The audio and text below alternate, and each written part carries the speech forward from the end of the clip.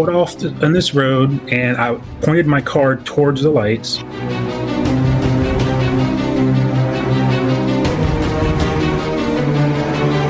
It was a stationary light, and it shined down towards the ground, but it never actually reached the ground.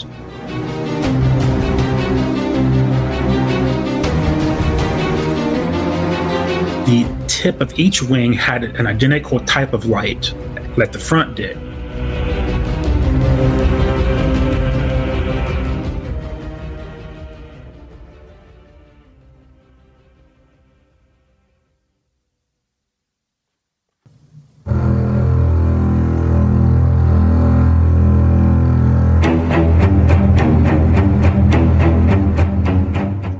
This is the Cryptid Creatures Podcast. I am Brian, and with me, as always, is my co-host Todd. What's going on, buddy? Just getting ready for another episode, man. What are you doing? I'm just waiting, just excited to hear this one. Yeah, me too. We're going to do something a little different here. Got a UFO encounter coming on, something a little bit different than our Right on, man. stuff. I'm always excited to hear UFO encounters. Yeah, I'm getting more into it lately, checking stuff out. So, it's good to get someone on and talk about something like that and a little bit different. So. And it's nice to change it up a little bit. Yeah, sure. So we got Mike coming on talking about his UFO encounter in Ohio. Ohio, another Ohio one. Weird stuff going on in Ohio. So let's not waste any more time. Let's bring him on. What do you say? Yeah, let's get him. All right, here we go. Mike, thanks for coming on and talking to us today. Hey, no problem. Good having you. Yeah, thanks for having me. So, Mike, you had an encounter, a UFO encounter, back in the late 90s in Ohio. Is that right? That's right. Why don't you talk about that? Tell us what was going on the day that this happened, what you were doing, and just take us into the story. Well, at the time, I believe it was 1994.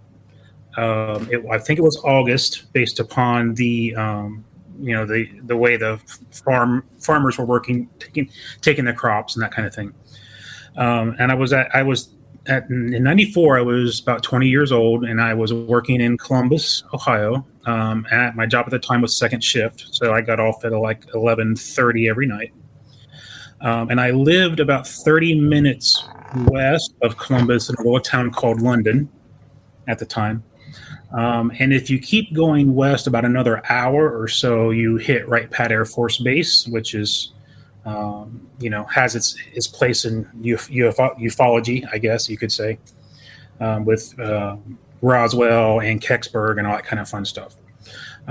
So when I was working with 2 or 3 friends of mine. We worked together, and we lived in the same town, and we worked the same shift. So we would all go home at the same time, and we'd all go home the same way usually. And there were 3 ways to get home. You could either take 70, the interstate, which was the quickest, or you could take Route 4, which ran parallel to 70, and it went through a couple small towns, so it wasn't quite as quick, but it was still relatively quick. And you could go the back way through the country, what I call the back way, which is through country roads and stuff like that. And for about 2 weeks, we noticed out west, when we were going home, we would see 3 lights. And they were larger than stars, but they weren't quite big enough to make out what they were. You just saw 3 big lights. And it was unique because they moved. And they moved in the same pattern every day or every night for like the 2 weeks. So when you were driving home on Interstate 70, they would fill your windshield of your car, and you couldn't help but look at them and notice them. So if you were looking out your window of your car and you were driving, there were 3 lights. I'll call them lights 1, 2, and 3. So light 1 was on the left side of your windshield, and it started up in the sky, and it would travel down a straight line slowly, and it would come almost to the horizon, and it would kind of turn and turn up, and then travel up in a straight line parallel to the path it just came down on, and would reach a certain point in the sky, and it would turn and it would come down again. And it just repeated this pattern all night long, every night for like 2 weeks. Light number 3 was on the far side of, if you're looking out your windshield, on the far side on the right. It did the same exact thing, up and down. It would come down towards the horizon. It would kind of turn and rotate and go back up, hit the top, and then up in the sky, and then it would turn and come back down. Now I don't remember if the lights were doing this in tandem. I don't know if they were both going up and down at the same time. I don't remember if one was going up and one was going down. I don't remember that much detail because it's been a few years ago. But I do remember them going up and down like that. And then light number 2, it was weird because it started on the left, right above the horizon, almost in the area where light number 1 almost touched the horizon. But it would go left to right, and it would travel along the horizon, and it would get to almost where light number 3 was touching the horizon, and it would kind of rotate down towards the horizon, and it looked like it was going to go back. It was going to go left, back across the horizon, but it would disappear, and then a second or two later, it would reappear on the left side where light number 1 was. It would rotate up a little bit, and then travel left to right across the horizon. It would hit where light number 3 was. It would rotate down, disappear, reappear on the left side, and it just went through this cycle over and over and over. The lights traveled up and down and left and right relatively slowly. It wasn't fast, but it was fast enough that you could tell they were moving, but it wasn't like zipping up and down or left and right or anything like that. Mm-hmm. So, at the time I was, I think I was 20 at the time, and my friend was like 23 or 24, and another guy was like 23. So, in the 90s, I know they weren't really into UFO stuff, and I was a little bit, but not a lot. There was no internet. There were no there may have been internet, but we didn't have it at the time. And if we did, if we did have it, it was dial-up. Remember those days? Oh, yeah. Nobody had cell phones, much less a smartphone, so you couldn't record anything. And at 20 years old, you're a 20-year-old guy, your mind's on other things. What you're going to do this weekend, who you're going to go out with, what you're going to do after work, that kind of thing. So we would talk about it in as much as, oh, that's weird, look at that. But we never talked about it more past that. I thought it was interesting that it was out west towards Wright Pat. Now, I don't know where these lights actually were because I didn't actually go looking for them that way, but they were out in that general direction. I have a couple friends I had a friend that worked at Wright Pat at the time. He was an MP in the Air Force, and I had another friend that was in the Army, and I asked them about what was happening at Wright Pat after this incident of mine, because it kind of piqued my curiosity. And the MP, he went to church with us, and I grew up with him. He was a few years older than me, and he was the preacher's son, so he had no reason to lie about anything. So I asked him, what do you know about Wright Pat? And he said, well, I don't know a lot. He said, all I know is that when I was working there, I was told that there was a certain area of Wright Pat where I was not allowed to go. And if I were to step in that area, I would be shot and killed. So don't do that. And I asked my other friend who was in the Army what he knew about Wright Pat. And he said that he didn't know what was there, but from the paperwork that's came across his desk and that he saw, he said there is definitely something there, something they don't want you to know about, but he didn't know what it was. So that, I guess, this incident and those two guys kind of is what made me more interested in UFOs. But back to the incident. So my friends and I, we talked about the lights. We said that's weird, but it didn't keep our attention very long for 20-year-old guys. So one night, it was in August. It was mid to late August. It was a warm, clear night, and got off work at 11:30. And I decided in the summertime, usually I drove home on the back roads because I could, take my time. I could blast the radio, roll the windows down, and just enjoy the drive. So I decided I was going to go home this night. I think it was a Friday night. I was going to go home and roll the windows down, turn the radio up, and I was driving. I was watching the lights, and I thought, well, I'm going to try to get their attention. So, at 40 something now, sounds like a silly idea, but when you're 20 years old, you think that's a great idea, So every time I turned towards the lights in my car, I would just drive down the road and constantly flash my bright lights. It doesn't make a lot of sense to me now, but at the time I thought I was a genius for doing this. And so I'm driving for a little bit, and I get about 3/4 of the way home, and I realize that light number 3, now all 3 lights kept doing their same pattern, but light number 3 on the right, every time it cycled through its pattern, it seemed to get bigger and bigger. And I thought, well, that's interesting. So I took that to mean that the light was, whatever this was coming towards me. So I kept doing my flashing of my lights and that type of thing. And I get about probably 5 or 6 minutes from home, and I'm in the middle of nowhere, basically. And I noticed that light number 3 is starting to take a shape. It wasn't just a ball of light anymore. It had a shape to it. So I found a country road. And I should also mention that the night was, like I said, it was warm and there was no clouds in the sky. There was no wind, but the moon was super bright. So I don't know if it was a full moon, but I know that when you're out in the country, it was light enough that when you're standing outside, that it would actually cast your shadow on the ground.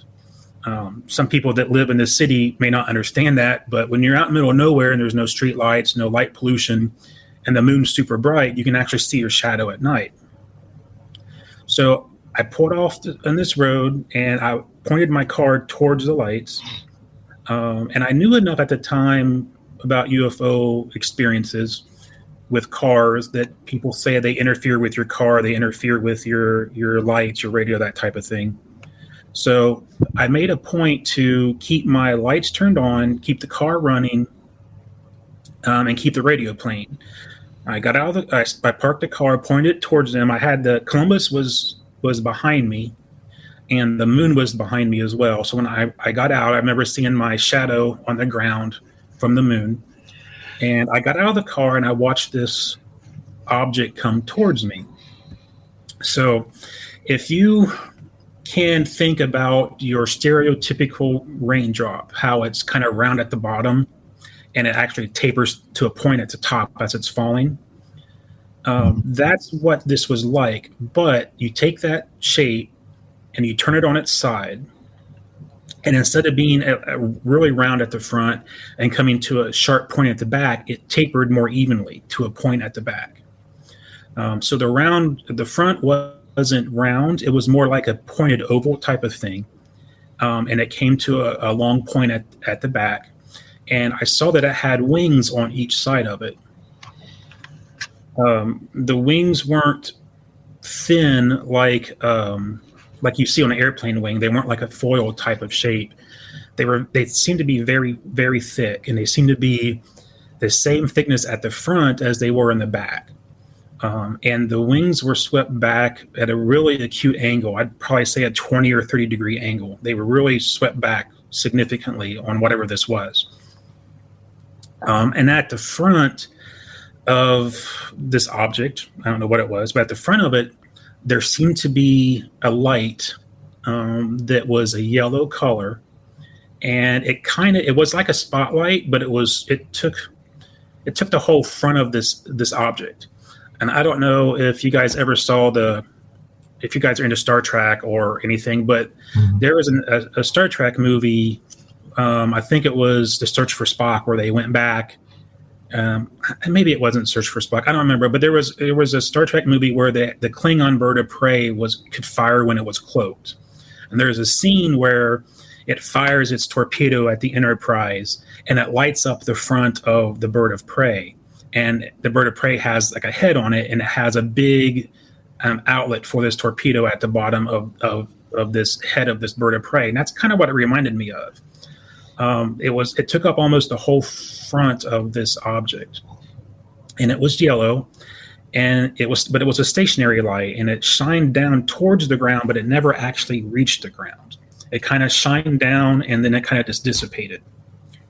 And the object was actually sort of at my 1 o'clock, I guess you could say. And as it came towards me, it started to bank towards its left.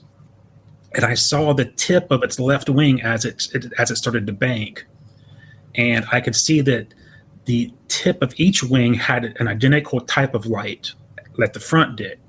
A yellow light that seemed to be incorporated into the object that didn't rotate or move. It was stationary. And it shined down a yellow light, but it never reached the ground. And as it rotated or as it banked, it kind of, it dipped its left wing down and kind of banked, and I could see its underbelly.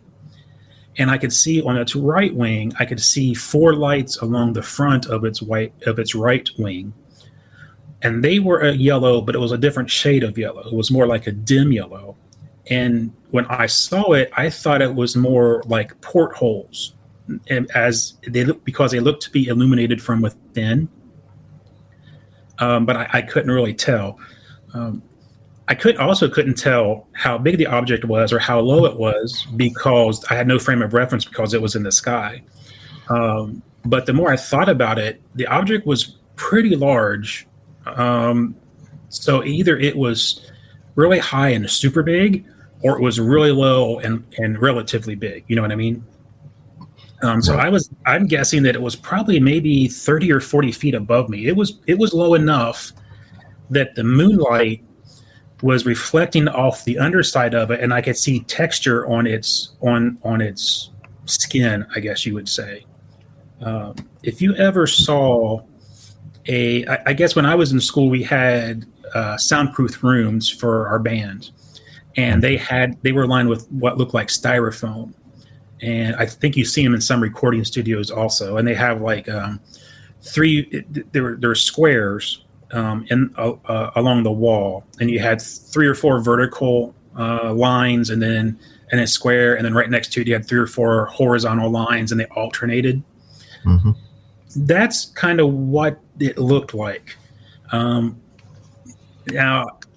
it was dark. The moon was shining on it, and it was a dark object, but I don't think it was black. It looked to be more like a super dark blue. But it was hard to tell. So this thing, it came towards me. I saw its lights, and they weren't flashing or anything. They were just steady lights. I did notice that the tail of it came to what looked like a point.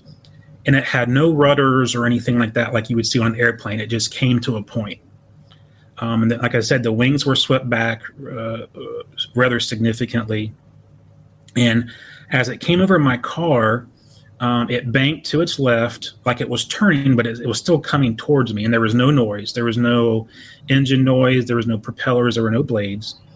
And it flew over top of my car. My car kept running, the radio kept playing, the lights stayed on, so I had nothing weird happen there. And I remember as it drifted over my car, I was turning and looking at it, and I turned around and I could see off in the distance the lights of Columbus, and I thought, I need to see what the other lights are doing. So I turned around and looked at the other lights, and they were still doing their thing. And I turned around and looked back at this object, and it was just gone. It just disappeared. With no noise or anything. So, and I remember that night was really clear, and there was one puffy little cloud up in the sky, one small little puffy cloud, no clouds out at all. And I could see literally a 360 degree of all the horizon. I looked everywhere I could look, and this object that kind of drifted over my car, it just disappeared with no sound or anything. At the time, like I said, I had nothing in my car, no recording devices in the car or anything like that. I do remember that from the time I stopped my car until the time the object drifted over me, I have a little bit of missing time there. And I'm not saying I was abducted or anything like that. I'm just saying I don't remember, once I remember parking the car, I remember getting out of the car, and then the next time I remember, this thing is over top of my car. So that little bit in between, I don't remember. I don't remember it coming towards me. I don't remember how, if it took 2 minutes or 30 seconds or anything like that to get to me. Maybe I just don't remember it because of what I saw was so weird that I kind of forgot the other stuff. I don't remember. But I remember I got back into my car wondering what in the world just happened. And I remember, I don't say I remember. I don't want to say I remember. I'll say I know that I drove home, but I don't really remember the drive home. And again, it may have just been because I was so weirded out by what just happened. I just don't remember. But the next thing I remember, it's the next morning, I'm waking up. So I wanted to say that was a Friday because we worked Monday through Friday, and by the time I got back to work on Monday, I had almost forgot about it, which sounds really strange, but I don't remember talking to my friends about it at all. So that's just weird, but it is what it is. I don't know what happened, but I don't remember talking to my friends about it. I do remember driving home for another 3, maybe 4 nights, and all 3 lights were doing their same patterns again. I actually drove home the same way every night for the next 2 or 3 nights, flashing my lights, trying to make it happen again, and it never happened. And after the 3rd or 4th night, the lights were gone, and I never saw them again. Being that I was the age I was, I didn't think to watch the news or anything like that. I didn't think about, again, we didn't have internet at the time, so I couldn't look anything up. It was just really strange. This thing kind of drifted over my car, and it looked really odd, and it just disappeared. From the time I was looking at it and I looked back to the lights and looked back, it was maybe 3 seconds, because I just looked enough to see, because I wanted to see, are the other lights coming or what are they doing? And they were doing their same thing. And then by the time I looked back, the thing was gone. So there was no way for this thing, even if it was some type of jet, to just take off and be totally gone and not being able to be seen anywhere in the sky.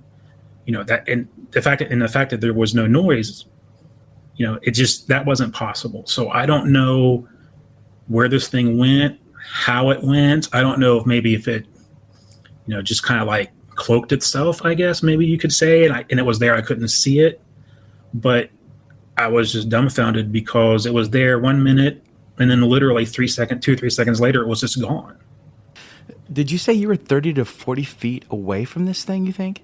It was low. I don't have any, there was no trees around, so I couldn't tell, but it was close. I originally thought maybe it was 100 feet above me, but then I got thinking that's like 10 stories, and it was way closer than that because I could see the texture on its skin, up on the outside of this thing. So it had to be closer than that. So I'm guessing at the most 50 feet above me. So it was pretty close. It's pretty low. It's interesting you talk about the time frame. I mean, nowadays we have drones. Right. I guess my first question, how big do you think this thing was, if you had to estimate based on how close you were to it? How wide? Well, if it was 50 feet above me, like I'm guessing, it was 2 school buses long and maybe a school bus and a half. Well, maybe not quite a school bus and a half from wingtip to wingtip. Wow. So it was significant. Yeah, that's pretty big. Yeah, it was a good sized thing. I mean, if I held my arms up, if you hold your arms up and put your arms straight up in the air, and stuck your fingers out like you were trying to measure something, it was almost as wide as that would be. Mm-hmm. Well, I won't say it was. I have to rephrase that. It wasn't as wide as that. It was as long as that. So from tip to tip, it was almost as long as your fingers would be apart from each other. Right. Well, when people talk about UFOs, they automatically go to alien. That's really not what specifically a UFO is. It's just an unidentified flying object, right? So who knows where this thing could have come from? The fact that it was close to an Air Force base kind of makes you wonder. Especially that Air Force base. Right. All the less, still what's going on here. Like I said, drones, have come out, in the past, I don't know how many years, but back in the 90s, I don't believe that we had those things. And even with the drones today, they make noise. They make a lot of noise. Yeah. Mm-hmm. And you can. Well, I didn't know at the time about stealth blimps. I didn't know about that until about 10 years ago. So, I got thinking maybe it was some type of stealth blimp because it was slow, but it wasn't like, it's so weird. It was slower than like a plane or a helicopter, but it wasn't like super slow. You know what I mean?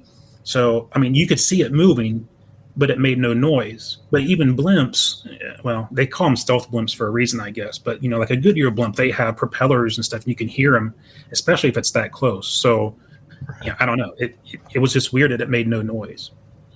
What color were the lights? Were they just like white lights when you first saw them, or were they different colors? You mean when they were off in the distance? Yeah.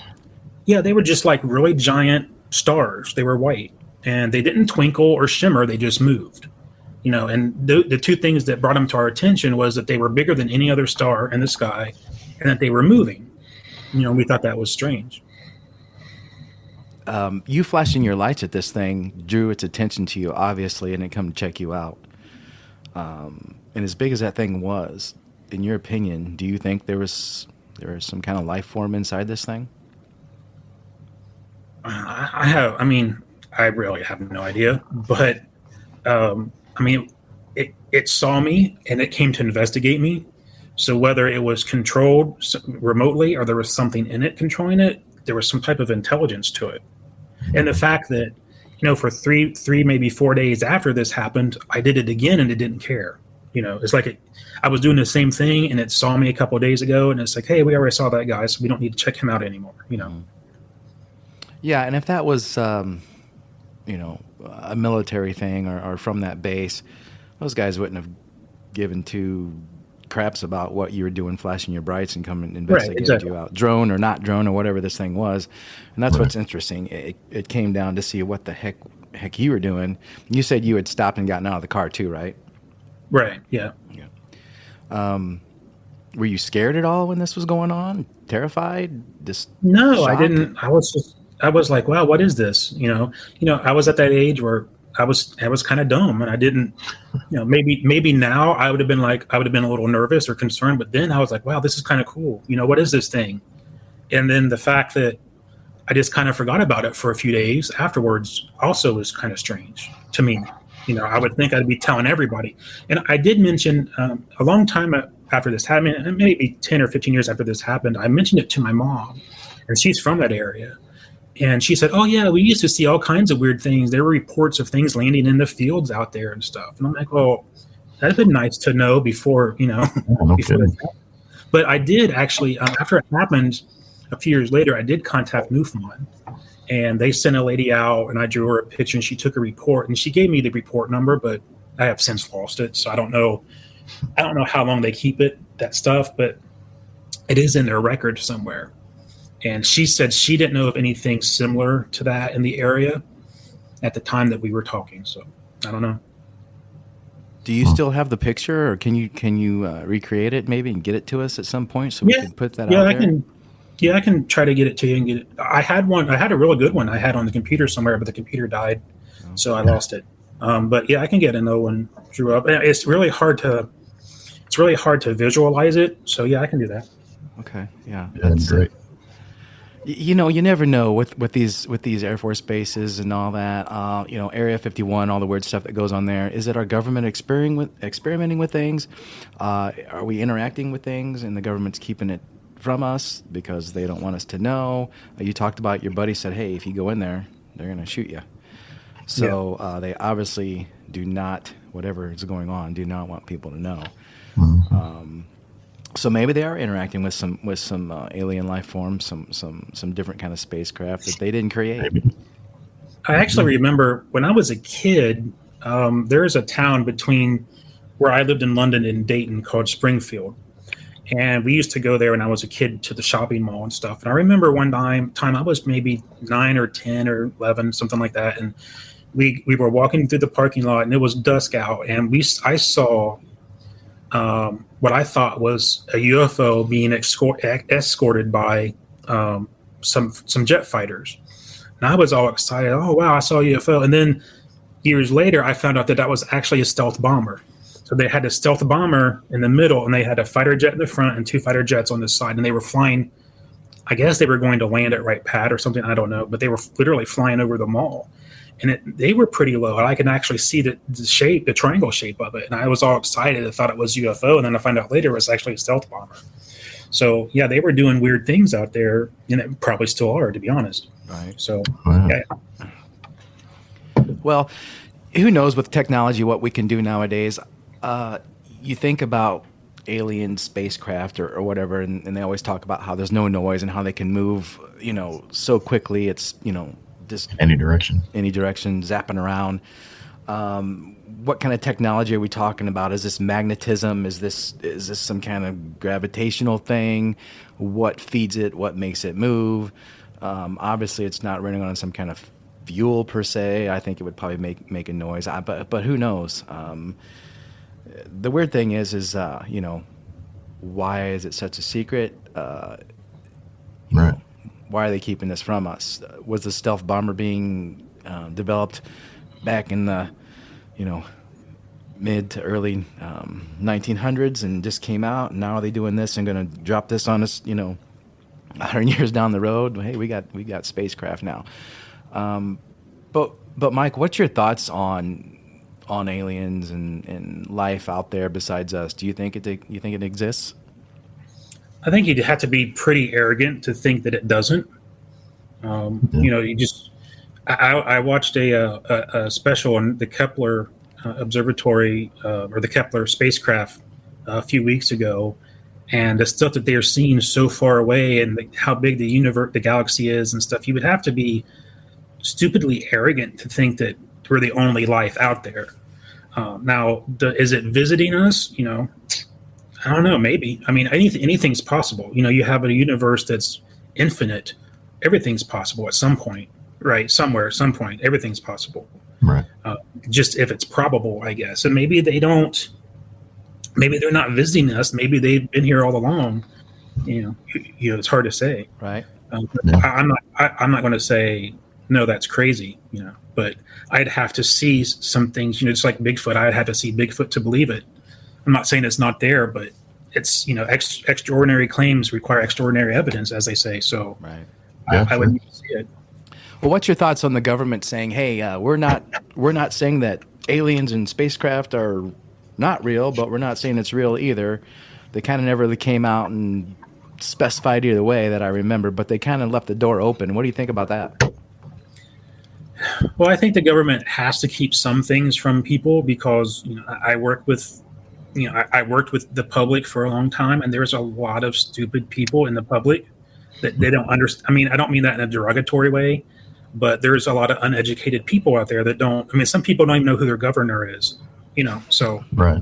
Mm-hmm. I mean, some stuff they have to keep from us, but I think the government, if it's keeping things from us, part of it is because they need to, another part is because they want to. Whether or not, they may not need to, but they want to. So yeah, I don't know what their reasoning is, but I think some things that they need to keep from the public, especially defense-related things. But I think some things they need to keep from the public for the public's benefit, so they don't go all crazy and riot in the streets and, the economy collapses and stuff like that. Right. But, you hear stories about the men come every time somebody sees or sees a big, all these men come out of the woodwork and harass them and stuff. And personally, I find that really hard to believe in a lot of ways because the government can't even balance a budget or deal with themselves. How are they going to keep this under wraps? Now, my friend that was in the Army I was telling you about, he had really high secret clearance in the Army. And he was telling me that there is a government within a government.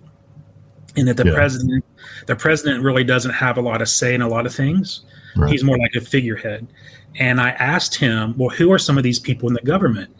And he said, now take this for what it's worth. He said that one of them was in NASCAR. And he said, why? And this was about the time that Newt Gingrich was getting in all the trouble. And he said, why do you think Newt Gingrich is getting in all this trouble and nothing ever happens to him?